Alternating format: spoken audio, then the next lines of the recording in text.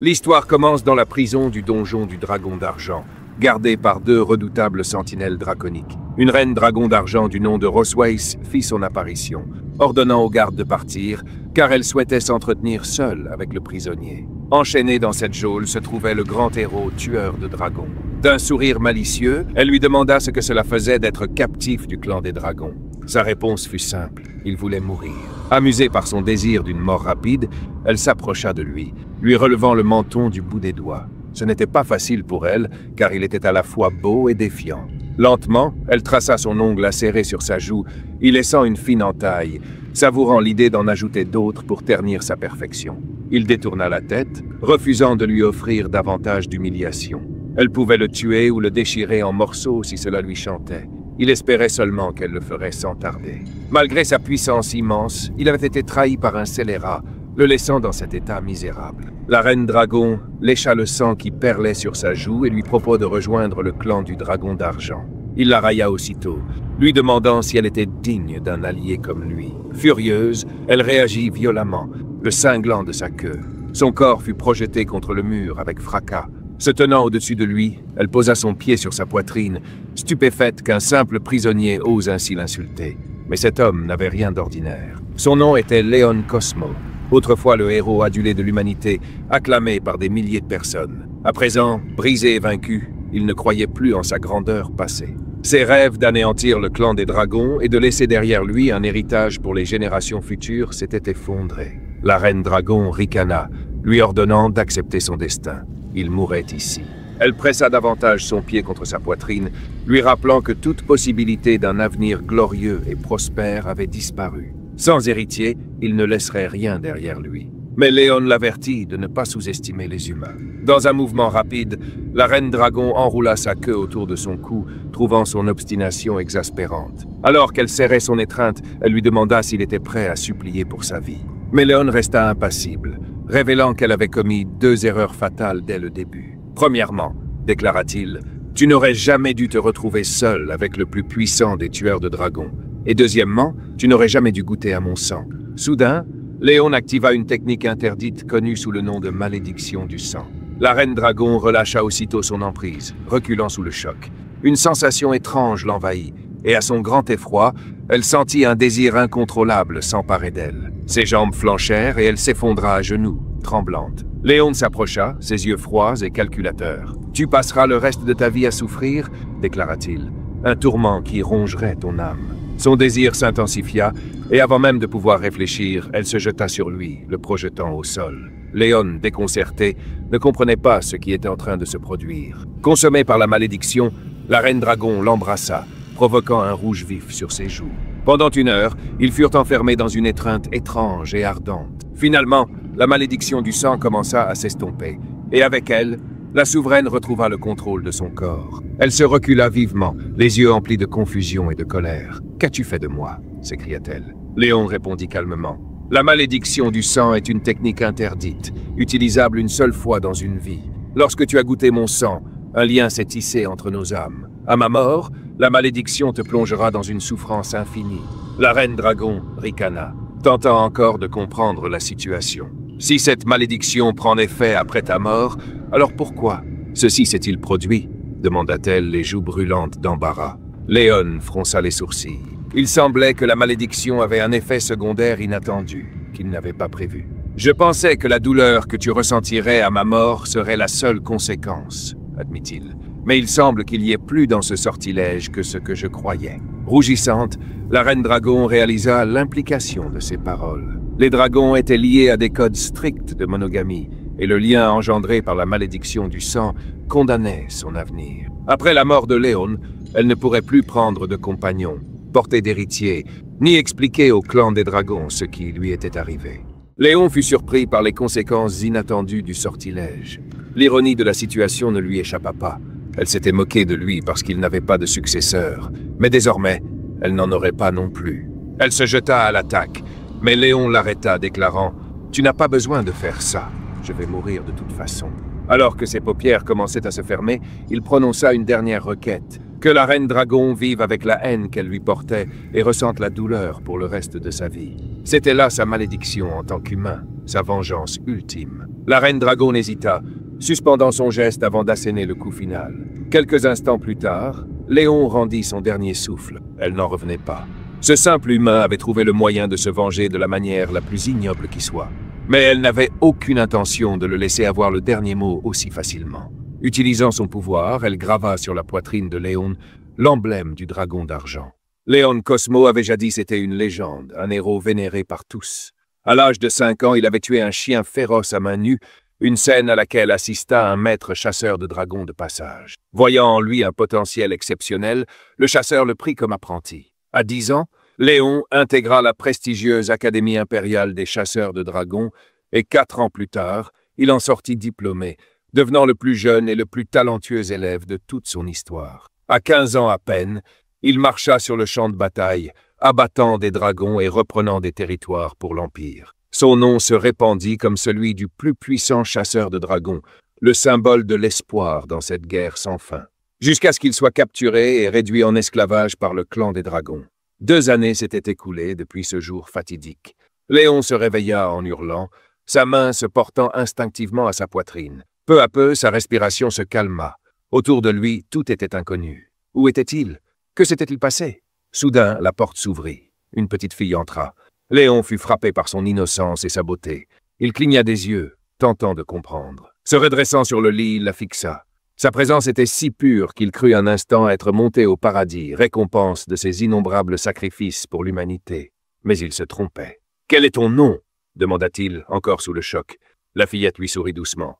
Mewin. Son cœur se réchauffa à cette réponse, sans qu'il sache pourquoi. Pourtant, quelque chose chez elle lui semblait étrange.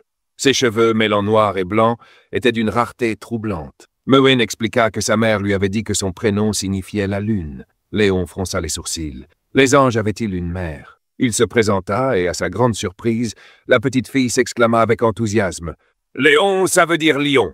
Étonné, il lui demanda comment elle savait cela. « C'est maman qui me l'a dit. » Un frisson d'inquiétude le traversa. « Quel est le nom de ta mère ?»« Ross Weiss » répondit joyeusement Mewin. Léon se figea. Ce nom. Il recolla rapidement les morceaux. Il était son père. Mewin le confirma d'un sourire radieux.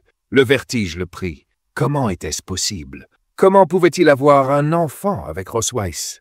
À cet instant, la petite tourna l'aide vers la porte, où se tenait une silhouette familière. « Maman, papa est réveillé !» s'écria-t-elle en courant vers elle. Les lèvres de Ross Weiss s'étirèrent en un sourire, mais pas celui que sa fille imaginait.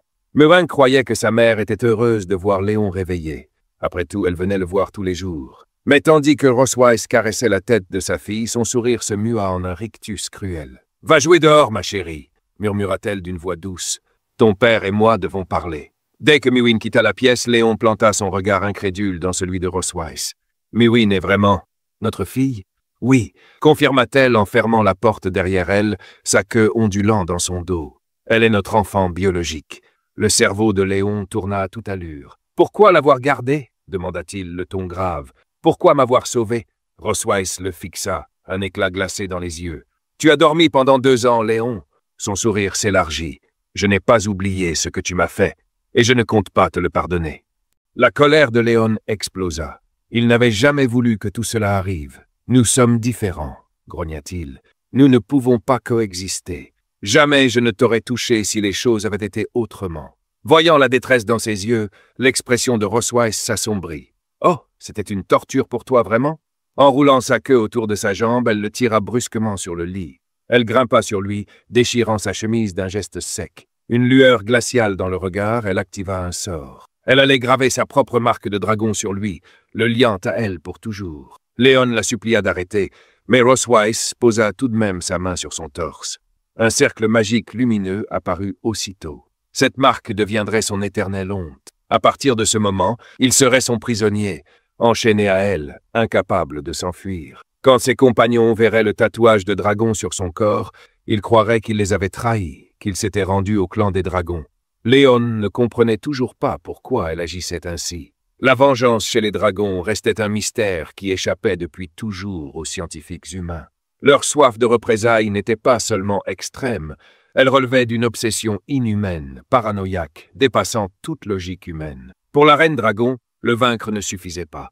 Elle voulait qu'il vive dans la honte, qu'il endure une humiliation sans fin.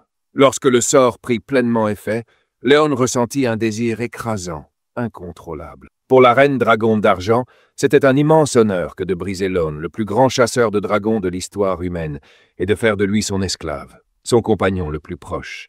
Désormais, sous son emprise, elle se pencha sur lui, décidée à faire de lui le sien, entièrement. Au château du dragon d'argent, même les servantes remarquèrent l'humeur inhabituelle de la reine. La rumeur se répandit rapidement. L'époux de la reine dragon s'était enfin réveillé. Caché dans un recoin sombre, Léon fut stupéfait en entendant ces mots. Elle l'avait proclamé publiquement comme son mari. Personne ne pouvait imaginer à quel point elle était terrifiante. Elle avait passé toute la journée et la nuit avec lui, et le pauvre Léon en ressortait brisé. Son corps, son dos, tout lui faisait mal, comme s'il avait été réduit en miettes. Hors de lui, il jura qu'il ne resterait pas ici comme son jouet. Silencieusement, il se faufila hors de sa chambre et se dirigea vers une porte latérale du château. Mais 4 gardes-dragons montaient la garde. S'échapper semblait impossible. Le château était étrangement silencieux, avec bien moins de gardes qu'il y a 2 ans. Quelque chose clochait. Tandis qu'il réfléchissait à un moyen d'éviter les sentinelles, il tomba sur un trou caché dans l'herbe. Prudemment, il s'approcha et aperçut une faible lumière de l'autre côté. Était-ce un piège? Il n'avait pas le temps d'y penser. Il devait fuir à tout prix. Même si c'était un piège, il forcerait le passage. Sans hésiter, Léon s'engouffra dans le tunnel étroit, avançant à tâtons. Il murmura un adieu sarcastique à la reine dragon perverse. Quant à la petite Mène, bien qu'elle soit adorable, elle devrait rester ici pour l'instant. Pendant ce temps, sur le balcon, Muen courut vers sa mère, tout excitée. Papa creuse un trou pour le chien. Allongée dans un transat, vêtue d'un bikini et un verre de vin à la main, la reine dragon rit de l'audace de Léon. « Quand vas-tu le repêcher » demanda Muen avec enthousiasme. Rosweiss lui lança un regard amusé et la corrigea doucement. « Repêcher, c'est un peu rude. Dis plutôt attraper à nouveau. » Muen, un peu confuse, hocha la tête et accepta. À la tombée de la nuit, Léon réussit enfin à s'échapper du château et s'élança vers la forêt voisine. S'il pouvait atteindre les montagnes au loin, il pourrait apercevoir la frontière du territoire humain. Après des heures de course, il se sentit enfin en sécurité. La reine dragon ne pourrait plus l'attraper. Du moins, c'est ce qu'il croyait. À sa grande consternation, le ciel s'assombrit soudainement et la reine des dragons, désormais sous sa véritable forme, apparut au-dessus de lui, le félicitant pour sa rapidité. En la voyant, Léon maudit sa malchance et prit la fuite, mais Rosweiss atterrit rapidement devant lui, lui barrant la route. À sa surprise, elle n'était pas en colère. Au contraire, elle semblait ravie. « Impressionnant, Léon », déclara-t-elle avec un sourire carnassier. « C'est moi qui ai distrait les gardes pour toi, et j'ai laissé cette petite ouverture pour que tu la trouves. » Léon savait que c'était un piège, mais il n'avait pas d'autre choix. Il ne s'attendait pas à ce qu'elle le rattrape aussi vite. Retourner en territoire humain, marqué du sceau de la reine des dragons sur sa poitrine, signifiait qu'il ne serait plus jamais reconnu comme un chasseur de dragons. Mais Léon s'en moquait. Il était déterminé à recommencer sa vie comme un homme ordinaire, convaincu que c'était bien mieux que d'être torturé par elle. Voyant son entêtement, la reine des dragons déploya ses ailes, furieuse qu'il n'apprécie pas sa clémence. D'un geste rapide, elle l'agrippa dans sa serre et ils s'envolèrent vers le territoire humain. Après 3 heures de vol, la nuit tomba et la reine des dragons relâcha Léon près d'une ville frontière de l'Empire. Il fut projeté à travers les arbres avant de s'écraser lourdement sur le sol. Étourdi, sa migraine s'évanouit lorsqu'il réalisa qu'il était proche d'un village humain. Sous sa forme humaine, la reine des dragons confirma qu'ils étaient bien aux frontières de l'Empire humain. Pour la plupart, apercevoir une ville familière était synonyme d'espoir, un dernier pas avant de rentrer chez soi. Mais pour Léon, cet espoir semblait hors de portée. Soudain, la marque sur sa poitrine se mit à luire. La reine des dragons avait omis un détail crucial. Lorsque l'un des porteurs du sceau draconique désirait une intimité, la marque forçait l'autre à répondre à cet appel. Lorsqu'elle posa sa main sur son torse, Léon sentit une chaleur écrasante et un désir incontrôlable l'envahir. Il était impuissant face à cet effet, piégé par cette malédiction. Elle l'avait amené ici pour lui faire éprouver sa honte, l'obligeant à l'affronter devant sa propre patrie. Mais Léon n'était pas prêt à se soumettre. Il attrapa son bras, décidant d'attendre le moment opportun pour riposter. Il jura de lui rendre au centuple chaque humiliation qu'elle lui infligerait. Amusée par son audace, la reine des dragons esquissa un sourire. « Très bien, je t'attendrai, mort ou vif, déclara-t-elle. Sous la lumière de la lune, Tous deux se postèrent sous un arbre aux abords de la ville frontière, leur destin tordu lié par la marque et leur rivalité. Ils restèrent là pendant plusieurs heures, laissant la reine des dragons plus que satisfaite. Léon, quant à lui, était épuisé, vidé de son énergie et de sa dignité, versant des larmes silencieuses. D'un geste désinvolte, elle caressa son torse, déclarant qu'à partir de maintenant, elle le ramènerait chaque mois dans sa ville natale pour d'autres séances. Elle se perdit dans ses pensées, imaginant de nouvelles façons d'épuiser le pauvre Léon. Satisfaite pour le moment, elle annonça qu'il était temps de partir. « Après tout, notre fille nous attend à la maison », ajouta-t-elle avec un sourire satisfait. Mais Léon, bien que brisé, ne s'était pas encore totalement abandonné. Il l'arrêta, refusant d'être ramené comme un simple captif. « Je suis un chasseur de dragons », déclara-t-il. « Je marcherai par mes propres moyens avec ce qu'il me reste de dignité. » Elle haussa un sourcil, expliquant qu'il lui faudrait 3 heures de vol pour retourner au château du dragon d'argent, tandis que pour un humain comme Léon, le voyage prendrait 10 jours, voire une demi-lune. Malgré cela, Léon s'obstina à avancer à pied. « Ne sous-estime pas l'endurance humaine », lança-t-il. Intriguée, la reine des dragons sourit, curieuse de voir combien de temps il tiendrait. Au bout d'un moment, les pas de Léon se firent plus lourds, son épuisement évident. Elle le suivait silencieusement, attendant qu'il admette sa fatigue pour le ramasser et l'emporter dans les airs. Mais Léon, bien qu'au bord de l'effondrement, refusa de céder. « La seule chose dure chez toi, c'est ta langue », se moqua-t-elle. C'est alors qu'ils aperçurent plusieurs chevaliers de l'armée des chasseurs de dragons en patrouille à proximité. Le cœur de Léon bondit d'espoir. Ces hommes pouvaient l'aider à échapper à son emprise. Mais la reine dragon perçut aussitôt ses pensées, et son aura devint mortelle. Elle le mit en garde d'un simple regard. S'il appelait à l'aide, elle n'hésiterait pas à le tuer. L'un des chevaliers s'approcha, remarquant leur présence. « Vous êtes perdu ?» demanda-t-il poliment. Léon mentit rapidement, affirmant qu'il se promenait simplement. Au fond de lui, il ne pouvait pas se résoudre à impliquer des innocents dans cette situation tordue. Le chevalier descendit de son cheval et se présenta comme le capitaine de la 47e escouade des chasseurs impériaux de dragons. Il expliqua que cette jungle n'était pas l'endroit le plus sûr pour une balade à cause de la faune sauvage et des créatures dangereuses qui la parcouraient. Il leur proposa alors de les escorter. Léon paniqua. Ses mains tremblèrent alors qu'il remercia précipitamment le capitaine pour sa gentillesse, insistant sur le fait qu'il connaissait quelques techniques d'autodéfense et pouvait se débrouiller seul. En vérité, il ne voulait surtout pas que le capitaine s'approche davantage. Le capitaine sembla reconnaître le visage de Léon, ce qui mit aussitôt la reine dragon en alerte. Ses yeux se plissèrent et, subtilement, elle commença à canaliser son pouvoir, prête à éliminer le capitaine si nécessaire. Voyant la situation lui échapper, Léon réagit rapidement. Il attrapa la main de la reine dragon et l'attira contre lui, affichant un sourire nerveux. « Vous devez faire erreur, capitaine, dit-il. » Puis, dans un geste désespéré, il plaisanta en disant qu'il avait un visage si commun que même sa femme, la reine dragon en personne, le confondait parfois avec un autre. Se penchant vers elle, il lui murmura à l'oreille, suppliant qu'elle joue le jeu.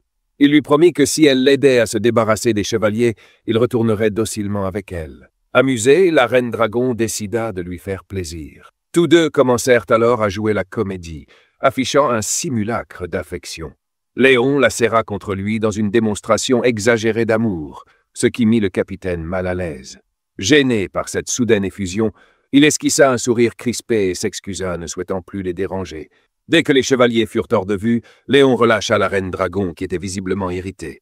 Réalisant son erreur, il recula précipitamment. « Tu as eu raison de ne pas appeler à l'aide, » dit-elle froidement. « Mais que les choses soient claires. » Son regard se fit perçant. « Ce n'est pas parce que nous avons un enfant ensemble que je suis ta femme. » Encore essoufflé, Léon répondit calmement. « Je n'ai jamais eu l'intention d'être ton mari. » La reine dragon esquissa un sourire satisfait. Elle se détourna, lui rappelant qu'ils avaient encore un long voyage devant eux. Mais avant qu'ils ne puissent repartir, une douleur fulgurante transperça soudainement la main de Léon. Quelques instants plus tard, il s'effondra, inconscient. La reine dragon poussa un soupir. Les humains étaient décidément bien fragiles. Sans hésiter, elle reprit sa véritable forme. D'un mouvement fluide, elle attrapa Léon avec sa gueule et le lança délicatement sur son dos. Prenant son évanouissement comme un aveu de faiblesse, elle déploya ses ailes et s'envola en direction du château du Dragon d'Argent, satisfaite de la tournure des événements. Le lendemain, au château du Dragon d'Argent, Léon se réveilla en sentant une présence à ses côtés. Muenne, la petite, était assise près de son lit, le regardant avec un sourire radieux. Désorienté, il se demanda comment il était revenu ici. Muen, joyeuse, lui expliqua que sa mère l'avait ramené. Il ne fallut pas longtemps à Léon pour comprendre qu'il était enfin tombé dans le piège, tel une proie capturée. Baissant les yeux, il remarqua que sa main était bandée avec soin, un petit nœud attaché dessus. Muen prit fièrement sa main dans la sienne et lui annonça qu'elle avait elle-même fait le bandage, visiblement en quête de compliments. Léon sourit et lui ébouriffa doucement les cheveux, réalisant à quel point elle était différente de ce que les dragonologues racontaient sur son espèce. Les dragons étaient censés être féroces, élevés dans la violence et le sang dès l'enfance. Pourtant, malgré ses traits draconiques, Muen ne montrait aucune hostilité. Elle le traitait avec la chaleur innocente d'une fille envers son père, et Léon se demanda alors si cette douceur était due à sa nature hybride, mi-humaine. Il lui tapota affectueusement la tête, lui disant à quel point elle était incroyable. « Muen, tu es vraiment adorable, dit-il avec un sourire avant d'ajouter « taquin. Mais en grandissant, ne deviens pas comme ta mère. » Depuis l'encadrement de la porte, une voix glaciale retentit. « Et qu'y a-t-il de mal à être comme moi ?» Léon se figea, surpris. Il réalisa aussitôt qu'elle l'avait entendu. Pris de court, il tenta de changer de sujet. Pendant ce temps, Muen montrait avec enthousiasme sa main bandée à sa mère, expliquant qu'elle avait suivi ses instructions à la lettre. La reine dragonne resta impassible, sans exprimer la moindre félicitation. « C'est ce que tu devais faire, » répondit-elle froidement. Muen hocha simplement la tête, habitué à la sévérité de sa mère. Tentant d'alléger l'atmosphère, Léon lui tapota de nouveau la tête. « Pourquoi ne vas-tu pas te cacher dans le jardin ?» proposa-t-il. « Je compterai jusqu'à 100, puis je viendrai te chercher. » Les yeux de Muen s'illuminèrent à l'idée de jouer à cache-cache. Sans attendre, elle s'élança pour trouver une cachette. Léon la regarda disparaître dans le jardin, puis glissa un regard vers la reine dragonne avant de murmurer « Je ne suis définitivement pas comme sa mère. » Il commença alors à compter. Une fois Muen hors de vue, il se tourna vers la reine dragonne et lui demanda pourquoi elle était si dure avec sa fille. Assise sur le lit, elle expliqua que tous les dragons élevaient leurs enfants avec rigueur dès leur plus jeune âge afin de forger de puissants guerriers. Léon répliqua que Muen n'était pas entièrement un dragon, et en plus, qu'elle était adorable. La reine dragonne haussa un sourcil, affirmant que Muen était bel et bien un dragon, et que adorable était un mot presque insultant pour son espèce. Léon, lui, trouvait aussi la reine dragonne plutôt mignonne, mais cette remarque ne fit qu'attiser sa colère. D'un geste brusque, elle l'attrapa par le col. « Tu n'es qu'un esclave sur qui je peux passer mes nerfs, et tu n'as pas le droit de me faire de l'ombre. » Léon comprit sa position, et elle sembla se détendre légèrement. Après tout, elle était la reine du clan des dragons d'argent, accablée par d'innombrables responsabilités. C'est pourquoi elle lui confia la tâche de veiller sur Muen. Se penchant vers lui, elle lui murmura à l'oreille « Muen t'aime bien ». Décontenancé, Léon se dirigea vers la fontaine, souhaitant pouvoir se délester de cette responsabilité. S'occuper d'un enfant, et en plus d'un dragon, était loin d'être une tâche pour lui, un tueur de dragons. Soudain, il aperçut Muen dissimulée derrière un pilier, visiblement persuadé qu'il ne la trouverait pas. « Je t'ai trouvé !» déclara-t-il en pointant un doigt vers elle. Mais elle ne bougea pas, ce qui l'intrigua. « Tu es fâché ?» demanda-t-il, s'excusant aussitôt de l'avoir laissé attendre. À sa grande surprise, Muen détala soudainement. « Pourquoi tu t'enfuis » l'interpella-t-il en se lançant à sa poursuite. Muen tourna à l'angle d'un mur et il la perdit de vue. Comprendre l'humeur d'un enfant était décidément bien plus compliqué que de combattre un dragon. Il ne doutait plus de la raison pour laquelle la reine dragonne lui avait confié cette tâche. Alors qu'il commençait à s'inquiéter, Muen réapparut derrière lui et l'enlaça soudainement. Stupéfait, Léon cligna des yeux. « Mais tu viens juste de passer devant moi. » Muen secoua la tête. « Non, papa ne m'a pas trouvé. Alors je suis venu te chercher. » Perplexe, Léon se demanda s'il avait rêvé. Mais Muen attrapa sa main, impatiente. « Viens, j'ai quelque chose de spécial à te montrer. » À cet instant, une autre fillette, ressemblant trait pour trait à Muen, sortit de derrière elle et les observa en silence. Ce jour-là, dès que les fontaines furent activées, la petite Muen se mit à secouer la tête avec excitation. Elle dessinait, absorbée dans ses gribouillages, et semblait vivre le plus beau moment de sa vie. Léon, assis derrière elle, ne put s'empêcher de sourire en la regardant, envahi par une vague de tendresse. Avoir une fille, ça faisait du bien.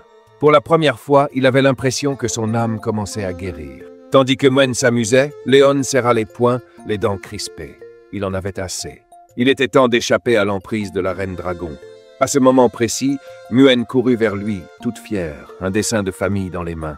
Léon tendit la main avec un sourire chaleureux, prêt à la féliciter. Mais en examinant le dessin, son visage se figea. Muen y avait dessiné 2 petites filles. Pensant d'abord à une simple erreur liée à son jeune âge, il pointa l'autre enfant du doigt et demanda doucement « Pourquoi y a-t-il 2 enfants ?» Avec un sourire tendre, Muen répondit « L'autre, c'est ma grande sœur. » En entendant cela, Léon sentit une panique sourde monter en lui. Il ne lui fallut pas longtemps pour comprendre. La fillette qu'il avait aperçue dans le jardin plus tôt n'était pas une illusion. C'était bel et bien la grande sœur de Muen. Il regretta de ne pas l'avoir appelée par son prénom, ce qui avait peut-être causé sa tristesse ou son éloignement. Mais Muen le rassura. Sa sœur n'était pas fâchée, simplement un peu timide à l'idée de voir leur père pour la première fois. Léon posa sa main sous son menton, songeur. Il ne l'avait donc jamais rencontré. Cela expliquait pourquoi ils étaient étrangers l'un à l'autre. La journée était magnifique, mais Léon ne pouvait s'empêcher de penser que tout cela, c'était la faute de la reine dragon qui avait gardé le silence. Il décida qu'il était temps d'aller la trouver et d'exiger des explications. Pendant ce temps, au château du dragon d'argent, la reine dragon se trouvait dans la bibliothèque. Elle lisait quelques lettres quand un petit dragon messager apparut avec un nouveau message. À cet instant, le bruit de pas résonna dans le couloir. Elle et le petit dragon tournèrent leurs regards vers la porte, attentifs. Quelques secondes plus tard, Léon fit irruption dans la pièce, visiblement furieux. Il appela la reine dragon, qui referma calmement la lettre dans son enveloppe. D'un ton posé, elle lui demanda ce qu'il voulait. Léon s'approcha de la table et expliqua qu'il avait passé du temps avec Muen et qu'il venait de découvrir qu'elle avait une sœur aînée. Il la pressa de lui dire quand elle avait compté lui révéler l'existence de cette autre fille. La reine dragon sourit, un brin étonné de son désarroi. Léon frappa la table de la main, déterminé. Il la remercia malgré tout pour ses efforts. Il ne s'était jamais douté qu'elle avait eu 2 enfants, et cela prouvait à quel point elle s'était investie. Il déclara qu'un jour, quand il rentrerait dans l'Empire, il ajouterait son nom à son arbre généalogique. La reine dragon resta impassible, un sourire doux aux lèvres. Elle lui demanda s'il comprenait pourquoi elle ne lui avait jamais parlé de sa fille aînée. Léon supposa qu'elle était peut-être jalouse de sa relation avec Muen et qu'elle craignait que Noah ne cherche aussi à se rapprocher de lui. La reine dragon parut légèrement surprise de son empressement à rencontrer Noah. Contrairement à elle, froide et stricte, Léon voulait bâtir un lien chaleureux avec sa fille. Touchée, la reine dragon accepta d'exaucer son souhait, mais le prévint de bien réfléchir à ce qu'il s'apprêtait à faire. La nuit tomba peu à peu. Dans la cuisine, Léon s'activait, le sourire aux lèvres en coupant des carottes. Aujourd'hui, il était décidé à montrer à la reine dragon ce qu'il signifiait d'être un père. Et sa première étape, c'était de conquérir le cœur de sa fille aînée, avec un bon repas. Il se mit à préparer un ragoût de viande crémeux et copieux, une recette qu'il cuisinait souvent à l'époque quand il vivait encore avec l'équipe. Et cette fois, il comptait bien y mettre toute son énergie. Tous ceux qui y avaient goûté affirmaient que c'était exceptionnel, et sa saveur douce était parfaite pour les enfants. À l'aide d'une cuillère, Léon goûta le ragoût, savourant son goût riche et réconfortant. Il n'avait rien perdu de ses talents de cuisinier, et, en serrant le poing avec détermination, il imagina le sourire de Noah lorsqu'elle dirait qu'elle adorait les plats préparés par son papa. Il était convaincu que ce repas plein de saveurs suffirait à gagner son cœur. Alors qu'il remuait la marmite, 2 servantes l'observaient discrètement à travers la fenêtre, intriguées. L'une d'elles ne put s'empêcher de ressentir une certaine excitation. Léon venait à peine de se remettre d'une maladie grave, et pour le bien de sa famille, il avait décidé de prendre les choses en main en cuisinant lui-même. Pour les servantes, il incarnait l'image du mari idéal, un homme dévoué à son foyer. C'est alors que la reine dragon fit son entrée dans la cuisine, accompagnée de ses 2 filles. Muen salua joyeusement les servantes. Souhaitant instaurer une ambiance plus détendue pour le dîner, la reine dragon ordonna aux domestiques de prendre une pause. Celles-ci s'inclinèrent respectueusement et répondirent qu'elles avaient bien compris. Tandis que Léon disposait les plats sur la table, il apporta le ragoût fumant au moment où la reine dragon pénétrait dans la salle à manger. La petite Muen accourut vers lui, attirée par le délicieux parfum qui flottait dans l'air. Avec un sourire, Léon déclara « J'ai entendu dire que vous aimiez la viande, alors je vous ai préparé un ragoût et un filet spécialement pour vous. » Il espérait que ce repas puisse transmettre à Noah toute l'affection qu'il ressentait.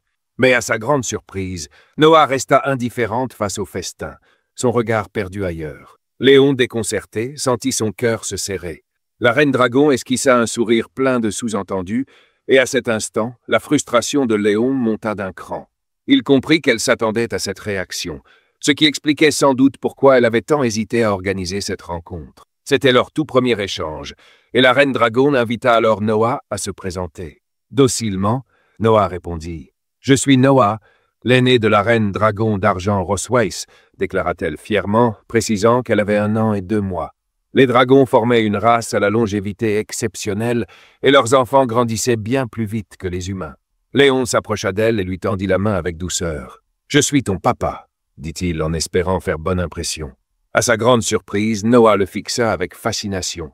Et pourtant, il ne pouvait s'empêcher de sentir une distance pesante, presque glaciale. Pourquoi semblait-elle si distante? Avait-elle de la rancœur envers lui? Saisissant l'ambiance tendue, Muen attrapa doucement le bras de Noah et lui souffla à l'oreille quelques mots pour l'encourager à parler avec leur père, afin qu'il ne se sente pas mal à l'aise. Mais la réponse de Noah frappa Léon de plein fouet. Il a l'air très faible. Je ne suis pas sûr que ce soit vraiment notre père. Ces mots résonnèrent dans son cœur comme autant de flèches acérées. Léon comprit alors qu'il faisait face à sa toute première crise dans son nouveau rôle de papa Léon. S'essuyant le visage avec un linge, il réfléchit à la dure réalité de la situation, persuadé que sa fille cherchait peut-être à le défier. Malgré la douleur, il se prépara mentalement à affronter la suite. Noah, les sourcils froncés, rejeta quelque chose avec fermeté, affichant une expression résolue, presque farouche. Peu importe ce à quoi elle s'opposait, elle le faisait avec une volonté inébranlable. Toute la famille était réunie autour d'une grande table dans une salle à manger élégante. L'ambiance était tendue, les regards échangés trahissaient un malaise palpable, et Muen lançait des regards silencieux à la recherche d'un appui.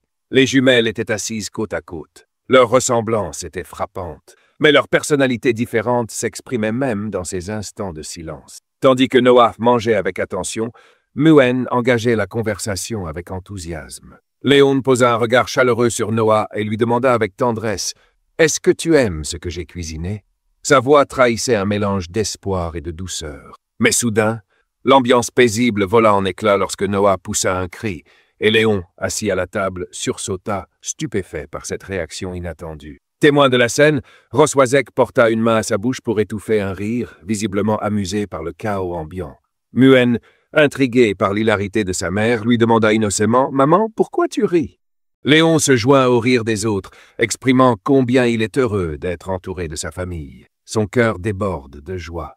Muen, les yeux brillants d'espoir, demande avec excitation si leur père dînera avec eux tous les jours. Mais Noah, le visage sérieux, rejette aussitôt l'idée, affirmant fermement sa position. Déconcerté, Muen s'interroge « Pourquoi sa sœur refuse-t-elle qu'ils mangent ensemble chaque soir ?» Elle peine à comprendre son raisonnement. Leur mère, d'un ton calme, questionne alors la précipitation de sa fille à vouloir intégrer une prestigieuse académie destinée aux dragons. Pourquoi autant de hâte? Avec assurance, Noah déclare vouloir vaincre encore plus de subordonnés dragons, laissant transparaître une détermination sans faille. Pendant ce temps, Léon, s'essuyant le visage, commence à réaliser que sa fille envisage peut-être même de le surpasser un jour. Doucement, il la met en garde contre les dangers que représente un affrontement avec des dragons féroces, inquiet pour sa sécurité vu son jeune âge. Agacé, Noah croise les bras et rétorque qu'elle n'est pas une enfant, au grand désespoir de son père. Rosways soutient l'enthousiasme de sa fille, convaincu qu'apprendre tôt la préparera mieux à affronter les subordonnés dragons. Elle se tourne vers Léon et lui demande s'il a une raison précise de s'opposer à l'éducation de leur fille, mettant subtilement ses inquiétudes au défi. Léon, contrarié, réalise que plus il résiste aux ambitions de Noah, plus elle voudra prouver qu'elle peut le défier. Finalement, dans un soupir résigné, il met ses objections de côté et choisit de garder le silence, bien que la frustration soit visible sur son visage. Dans son esprit, il s'imagine Rosways utilisant le cadre du dîner comme un jeu psychologique, dans le but de le déstabiliser. Avec un sourire en coin, Rosways le prévient qu'il fasse attention, car les décisions concernant l'avenir de leur fille se prennent vite. Léon, visiblement tendu, encaisse le coup. Noah apprend alors que l'examen d'entrée à l'académie aura lieu dans 1 mois et que son père l'aidera à s'y préparer. Elle accepte avec enthousiasme. Le dîner se termine dans une ambiance légère, chacun plaisantant sur combien il a trop mangé. Ross Weiss se tourne alors et d'un ton sérieux attire l'attention de quelqu'un à proximité. Léon, pointant la table, fait remarquer que personne n'a encore débarrassé, attendant une réaction. Ross Weiss lui répond calmement que ce genre de tâche est mieux laissé à d'autres, esquivant subtilement la remarque. Léon insiste, affirmant qu'un véritable dîner en famille devrait se conclure par un moment de partage, même dans le nettoyage. Il insinue que si Ross Weiss tient réellement à donner une image harmonieuse de leur foyer pour leurs enfants, ce serait le moment de le prouver. L'enfant, impatiente, attend l'approbation de son aîné, son excitation trahie par un grand sourire. Ross Weiss, après un bref moment, acquiesce avec calme. La petite, débordante d'enthousiasme, déclare vouloir aider, sa joie contagieuse. Elle tend la main avec énergie, décidée à participer. Soudain, Noah se fait entraîner par sa sœur, confuse, peinant à suivre son rythme effréné. La scène glisse alors vers une cuisine silencieuse où la vaisselle attend toujours dans l'évier. Ross Weiss confronte Léon, lui demandant sans détour quand il compte enfin mettre la main à la pâte. Les bras croisés, Léon lui rappelle sévèrement quelque chose qu'il lui a dit 2 ans plus tôt. Mais Ross Weiss refuse catégoriquement de se confronter à un homme ayant subi un entraînement intense. Son corps rayonne de mana. Léon, confiant, exige de savoir ce qu'elle compte faire, son ton tranchant reflétant un passé où il se laissait facilement manipuler. Mais les choses ont changé. Ross Weiss lance une attaque puissante, le mettant en garde. Il ne s'en sortira pas aussi facilement. Léon pare son coup avec fermeté, le sourire aux lèvres. Il lui lance, provocateur, « Qui t'a dit que j'essayais de fuir ?» Ross Weiss grince des dents, peinant à garder sa force. Léon la provoque, moqueur. Elle ne peut même plus riposter. Elle n'est plus qu'une reine déchue. Il explique avec fierté que la marque du dragon l'a affaiblie, la comparant à un chaton sans défense. Il révèle des connaissances anciennes tirées des textes sacrés de sa tribu. Saisissant sa stupeur, il raille sa soif de contrôle. Ross Weiss abasourdi murmure « As-tu jamais été conquis, toi ?» Essoufflée, le visage rouge d'émotion, elle exige qu'il relâche sa queue, signalant qu'elle est retenue. Léon, tenant fermement sa queue, parle d'une voix calme et menaçante, l'accusant de piétiner sa dignité depuis son réveil. Son expression narquoise contraste violemment avec le regard choqué et vulnérable de Ross Weiss qui le fusille des yeux. Ross Weiss réplique avec férocité, refusant de se soumettre et le traitant de salaud. Débordée par ses émotions, elle défie son autorité. Elle le fixe, stupéfaite par l'audace de ses gestes. Pendant ce temps, 2 servantes bavardent dans le couloir, se demandant si la reine et sa famille ont terminé leur moment privé, intriguées par ce qui semble se passer derrière les portes closes. Jetant un coup d'œil à la cuisine, elle reste sans voix en découvrant une pièce étincelante de propreté, comme si chaque recoin avait été soigneusement récuré. Elle s'interroge, serait-ce le prince lui-même qui aurait tout nettoyé? L'une d'elles, ravie par la propreté impeccable, soulève une assiette brillante avec enthousiasme. Non loin de là, Léon observe la scène en silence, l'air calme mais concentré. Il serre Ross Weiss contre lui chuchotant de rester silencieuse pour ne pas être repérée par les servantes, se moquant de sa chute de statut alors qu'elle se retrouve dans une posture de faiblesse. La porte de la pièce se referme brusquement et les yeux de Ross Weiss s'embrasent de colère et de détermination, trahissant sa lutte intérieure face à cette humiliation.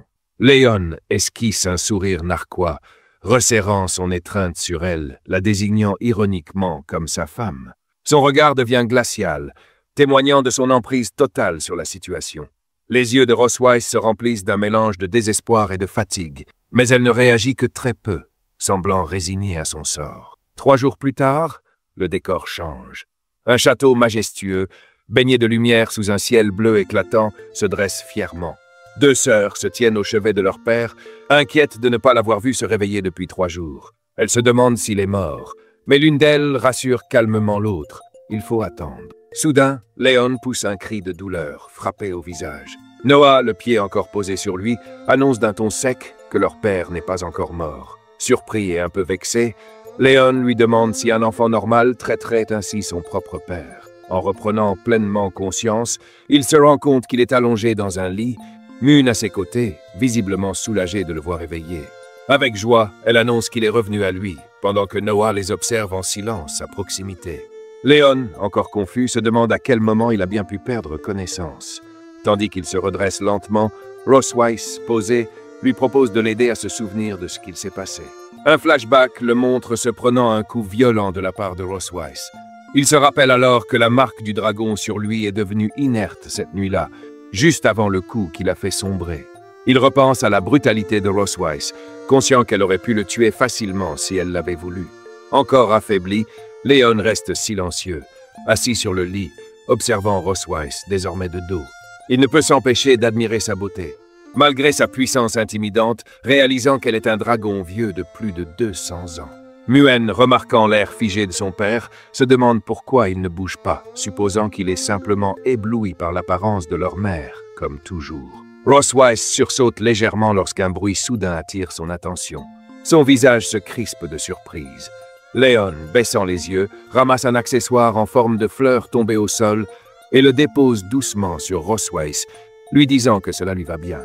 Rossweiss le regarde, décontenancé par ce geste attentionné, et lui demande s'il a déjà fait ça pour d'autres femmes. Léon rit doucement et lui raconte qu'enfant, il brossait l'âne de son maître, affirmant qu'il a acquis une certaine habileté dans ce domaine. Muen, les yeux grands ouverts, lui demande innocemment ce qu'est un âne, prenant Léon au dépourvu.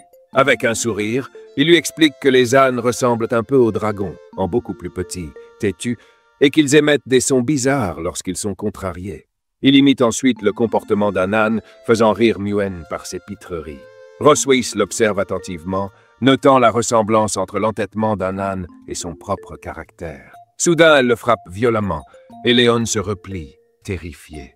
Il se tient le ventre, grimaçant, mais rassure Muen d'un sourire douloureux lorsqu'elle lui demande s'il va bien. Rossweiss, implacable, lui annonce qu'il sera désormais chargé d'enseigner l'écriture aux filles. Léon, pris de court, comprend qu'il vient d'être désigné d'office, sans possibilité de refus. Muen s'exclame avec enthousiasme que leur père va leur enseigner, tandis que Noah affirme avec assurance qu'elle sait déjà comment faire.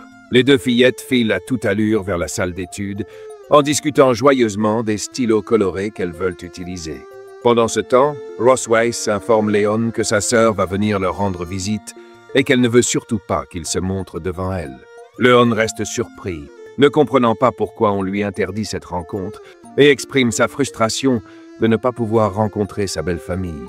Rossweiss lui rappelle qu'il fait désormais partie du clan du Dragon d'Argent et qu'il a été plongé dans le coma pendant 2 ans à cause d'un mal mystérieux. Elle lui explique qu'il vient à peine de se réveiller, soulignant la complexité de sa situation actuelle. Rossweiss le prévient. S'il est un jour contraint de rencontrer sa sœur, il devra absolument rester fidèle à l'identité fictive qu'elle lui a forgée. Elle insiste sur l'importance de maintenir cette version des faits, et Léon l'écoute avec attention, encore en train d'assimiler la situation. Le visage sérieux, il acquiesce à ses instructions, la saluant avec respect. « Votre Majesté ». Une fois Rossweiss parti, Léon se demande s'il obéira réellement à ses ordres. Restant seul, il commence déjà à réfléchir à des façons de l'embarrasser devant sa sœur. La scène se déplace vers la salle d'études du château du Dragon d'Argent, où Léon est assis à une table, apprenant à Noah et Muen à écrire leurs prénoms. Il fait preuve de patience, les guidant pas à pas sous leur regard attentif. Après avoir écrit leurs prénoms en exemple, il leur demande de s'exercer en copiant ce qu'il a écrit. Muen semble ravi, tandis que Noah garde une expression concentrée. En observant l'écriture de Léon, Noah remarque qu'elle n'est pas aussi jolie que celle de sa mère, trahissant ainsi ses exigences élevées.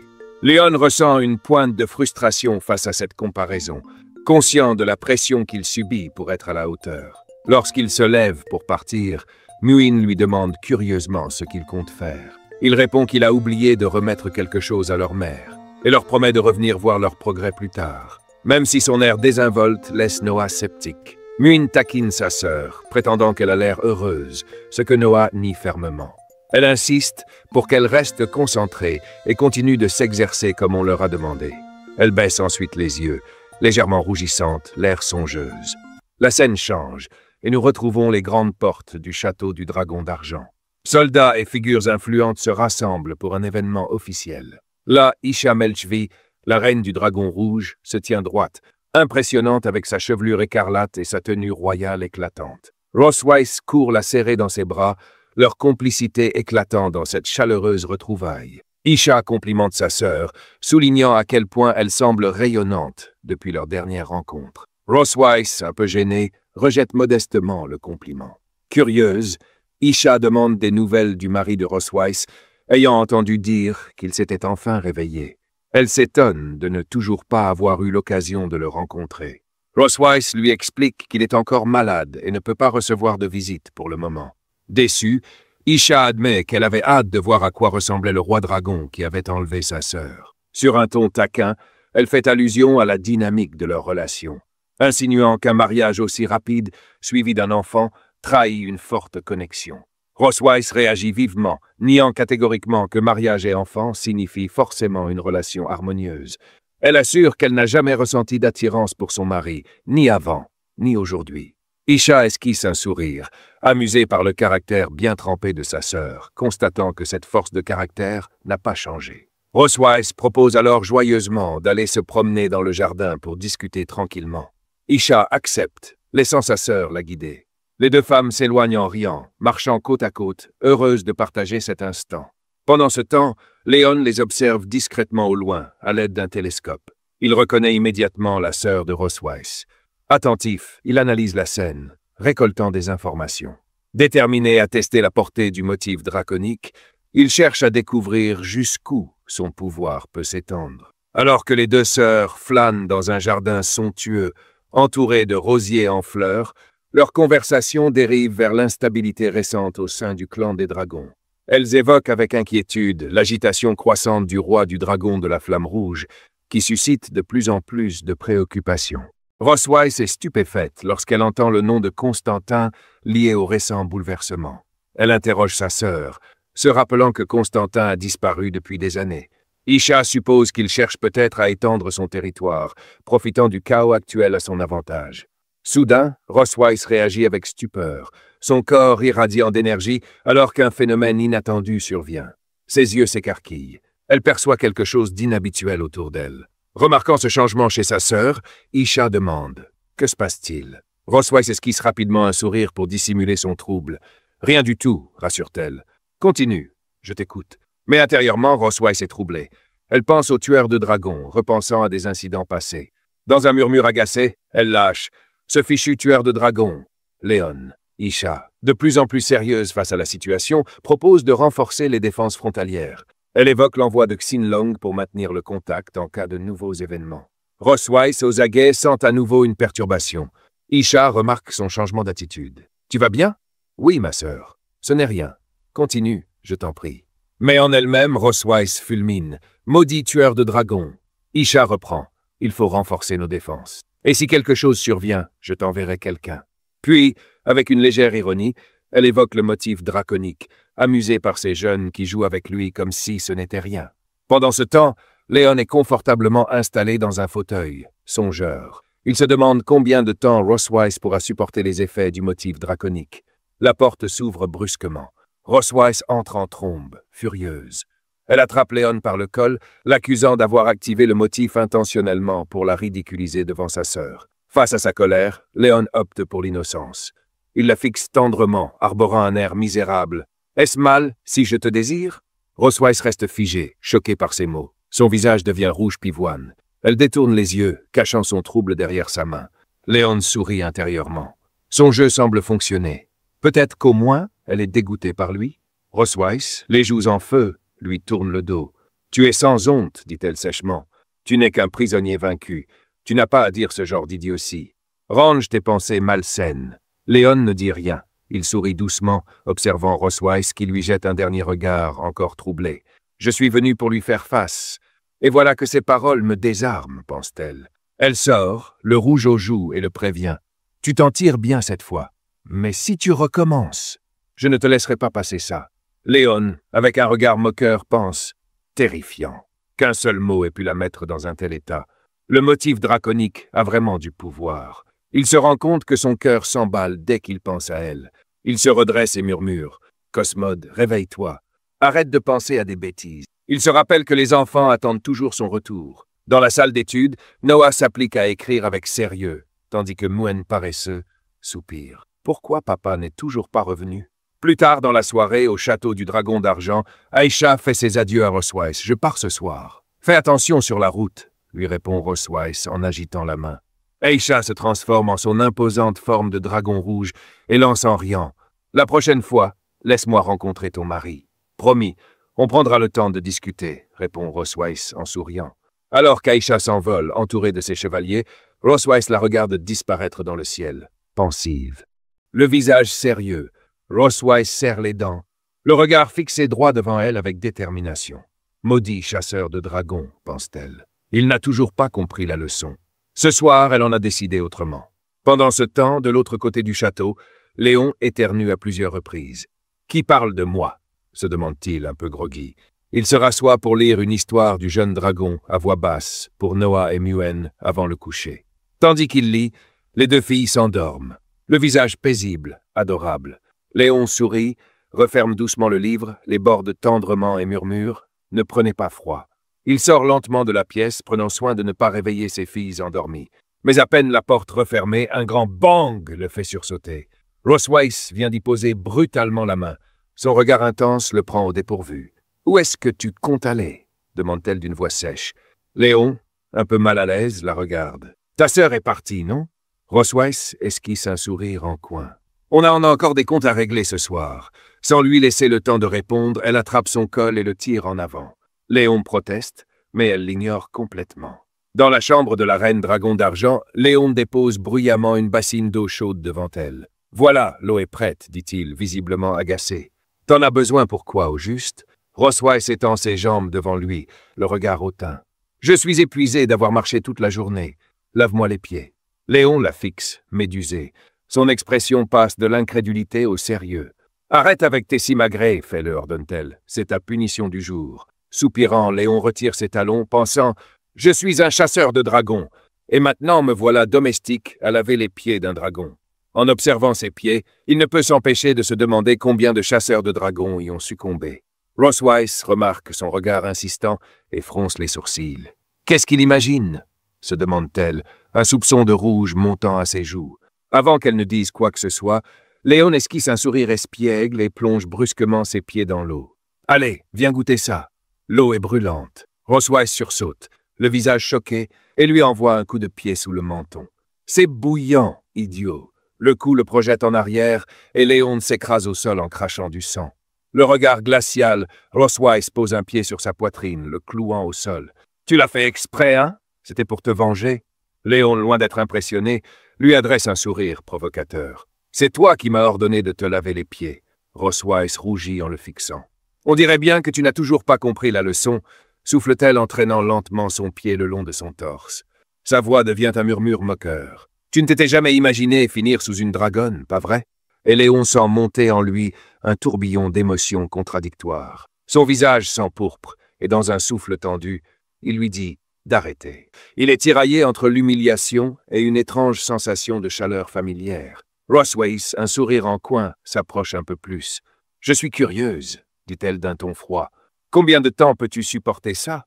Léon, le regard toujours aussi fier malgré ses joues rouges, la fixe droit dans les yeux. « Je ne me laisserai pas avoir par les jeux de cette dragonne, » pense-t-il en se redressant d'un coup, attrapant sa jambe. Il se lève avec un sourire assuré. « J'ai déjà goûté aux pieds de porc, de vache, de chèvre, mais des pattes de dragon, c'est nouveau. » Les yeux de Rosweiss s'écarquillent, son visage devient écarlate. « Qu'est-ce que tu fais ?» Sans hésiter, Léon doucement sa jambe, lançant d'un ton joueur.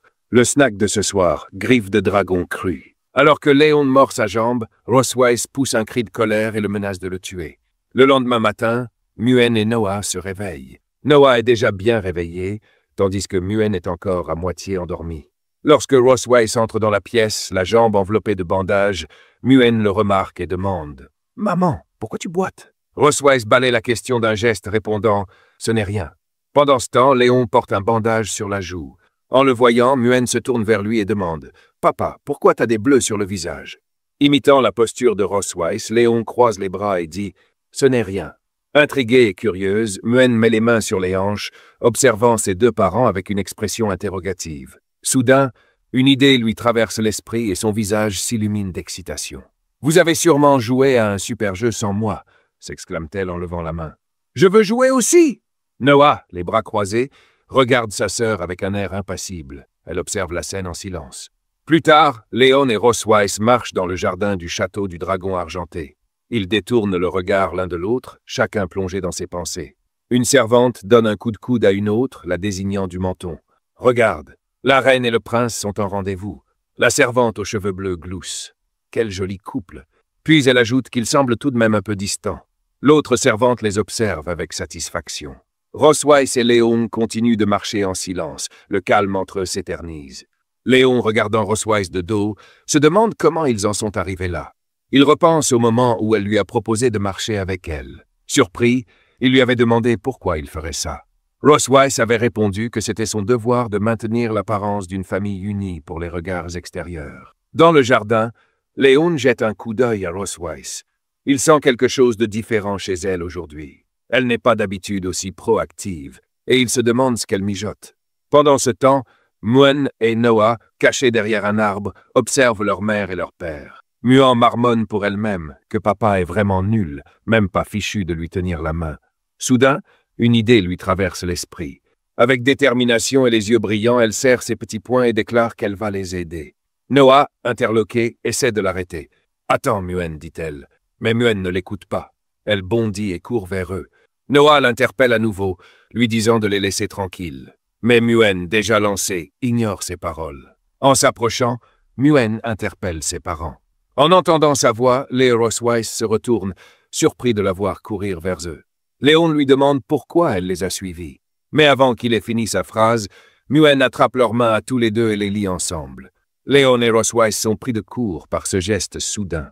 Avec un grand sourire, Muen dit « Quand on se promène, on doit se tenir la main. » Puis, tournant sur elle-même, elle repart en courant, disant qu'elle va jouer avec sa sœur. Léon la regarde s'éloigner, se demandant où cet enfant a bien pu apprendre ça. De retour à l'arbre, Noah pince les joues de Muen, la réprimandant de ne pas avoir écouté. Muen, les larmes aux yeux d'un air attendrissant, reconnaît qu'elle a eu tort, promet de ne plus recommencer et supplie sa sœur de la lâcher. Léon et Rosweiss restent silencieux, toujours main dans la main, le regard confus. Rougissant, Léon détourne les yeux et dit que c'est un peu inattendu et demande ce qu'il doit faire. Rosweiss, elle aussi rougissante, répond doucement que ce n'est pas grave. Ils peuvent simplement se tenir la main, pour l'instant. Alors qu'ils reprennent leur marche, Léon remarque qu'elle semble étrangement calme aujourd'hui, ce qui le met légèrement mal à l'aise. Rosweiss réplique avec un petit sourire en coin que c'est peut-être parce qu'elle a enfin réussi à le dompter. Et maintenant qu'ils s'entendent bien, c'est lui qui semble perturbé. Pendant qu'ils discutent et avancent tranquillement, Muen et Noah les observent depuis derrière l'arbre, curieuse et attentive. Léon jette un coup d'œil à Rosweiss et réfléchit à la façon dont elle a toujours su garder une allure de reine digne aux yeux des autres. Et pourtant, il ne s'attendait pas à ce qu'elle soit aussi troublée par quelque chose d'aussi simple que se tenir la main. Il se demande si sa sévérité en tant que mère ne viendrait pas du fait qu'elle ne sait pas vraiment comment créer un lien avec ses enfants. Léon mentionne alors la manière dont Muen et Noah l'appellent, remarquant qu'il l'appelle toujours « mère » devant les autres. Il suggère doucement que la façon la plus naturelle d'appeler ses parents, c'est « maman » et « papa ». Il souligne que tandis que Muen l'appelle « papa », elle appelle Rosweiss « mère », et il se demande si cela ne la rend pas plus distante à leurs yeux. Rosweiss détourne le regard et, après un silence, demande s'il y a vraiment une si grande différence entre mère et maman. Léon, en la regardant avec un grand sourire, affirme qu'il y en a bien une, et l'encourage à demander aux enfants de l'appeler maman à la place. Il parie qu'ils se sentiront plus proches d'elle ainsi. Le visage de Rosweiss vire au rouge, prise au dépourvu par la joie rayonnante de Léon. Après s'être reprise, elle acquiesce et dit qu'elle essaiera la prochaine fois. Léon, surpris par son soudain enthousiasme, lui demande pourquoi elle presse le pas. Alors qu'il continue à marcher dans le jardin, Rosweiss lui demande soudain s'il ressent le mal du pays. Il arque un sourcil et lui demande pourquoi elle aborde le sujet, puisqu'elle ne veut de toute façon pas le laisser repartir. Rosweiss admet qu'elle ne peut pas le renvoyer chez lui, mais elle dit qu'elle a peut-être quelque chose qui pourrait apaiser un peu sa nostalgie. Léon, curieux mais silencieux, la suit jusqu'à ce qu'ils atteignent les grandes portes de l'entrepôt du château. Alors qu'ils se tiennent devant, il se demande à voix haute ce que ça peut bien être. Rosweiss explique que cela n'a pas de nom officiel. Il peut appeler ça un entrepôt, une salle de rangement, ou peu importe. Elle déverrouille la porte avec une clé et l'invite à entrer. Léon regarde autour de lui et s'exclame « Le trésor du dragon ».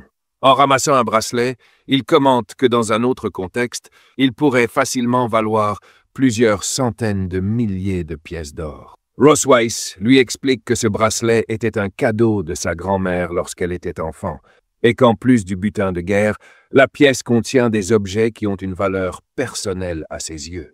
Léon la regarde avec attention et lui fait remarquer qu'il ne l'a jamais vraiment entendu parler de sa famille, à part sa sœur. Ross Weiss lui explique qu'elle n'a jamais connu ses parents, et qu'elle a été élevée avec sa sœur par leur grand-mère. Léon, surpris, lui confie que son histoire est similaire. Il a grandi dans un orphelinat sans connaître ses parents, jusqu'à ce qu'il soit adopté plus tard par son maître et sa femme. Léon regarde Ross Weiss et lui demande pourquoi elle l'a amené ici. En ouvrant un coffre au trésor, elle répond qu'elle a quelque chose qui pourrait l'aider à oublier temporairement ses soucis. Léon, toujours confus, garde le silence. Lorsque Ross Weiss ouvre le coffre, les yeux de Léon s'agrandissent de surprise, et il s'exclame « C'est l'armure en or noir ». Ross Weiss esquisse un sourire en coin et lui demande s'il n'a jamais rêvé de la récupérer. Léon, incrédule, lui demande s'il est en train de rêver et si elle va vraiment lui rendre. Avec un sourire rusé et une lueur sombre dans les yeux, Ross Weiss confirme. Lorsque Léon tend la main et touche la cuirasse de l'armure noire, une lueur bleue commence à briller. Choqué, il réalise qu'elle est enchantée par une marque draconique. Intérieurement, il pense « Armure en or noir, ma fidèle compagne, comment as-tu pu finir entre ses mains ?» Ross Weiss, toujours avec ce sourire en coin, dit à Léon qu'il est enfin tombé dans son piège. Fou de rage, Léon serre les dents et la fusille du regard.